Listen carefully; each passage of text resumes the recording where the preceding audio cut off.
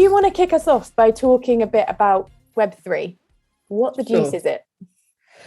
Okay, so Web3, it's a fairly new term. Some people might have heard it, not known exactly what it is. So basically, it's sort of the next iteration of the World Wide Web that's currently in development, starting from maybe a year or so ago, looking out, over the next 10 years or so. To help us understand what it is, I think it's good to have a brief look back at what is now known as sort of Web 1 and Web 2 and how it differs from those, basically.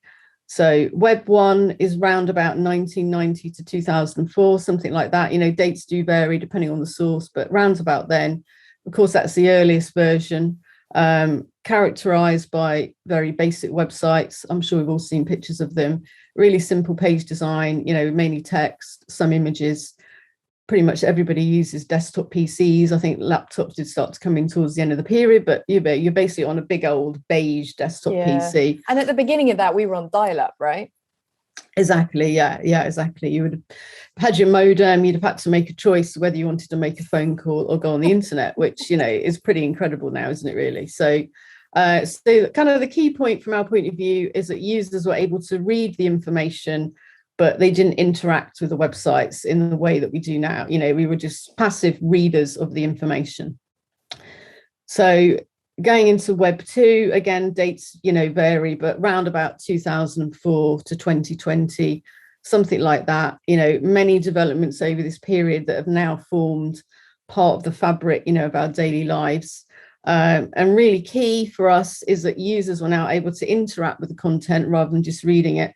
But beyond that users could actually create and publish the content as well. Of course, the explosion in user-generated content with all the social media websites, Facebook became the largest platform. YouTube, of course, was huge as well. You could upload, watch, share, rate video clips. I know their tagline, I think at the time, around about 2005, said on the website, broadcast yourself. Which was like totally revolutionary at the time. It really was. And when we think now, there's around 5 billion videos watched every day and around 500 hours of video uploaded every minute. It's changed our lives, really. So, and Web3 kind of goes beyond that to creating content, to actually being able to own the content as well with NFTs. And obviously we'll be looking at talking about what NFTs are. So we're going beyond that. We're now owning our digital content.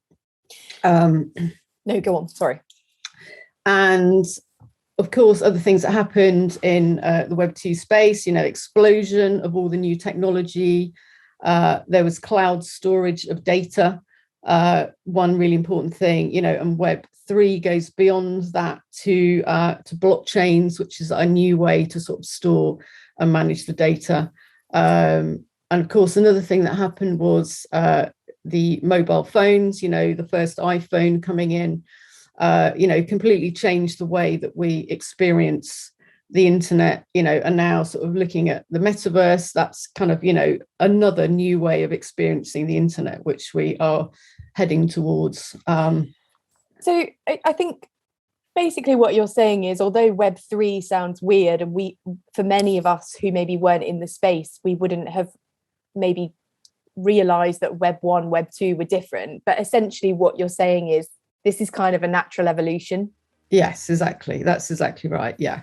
There's really nothing to be scared of at all. It is a natural progression. That is the way of things that we're constantly moving on.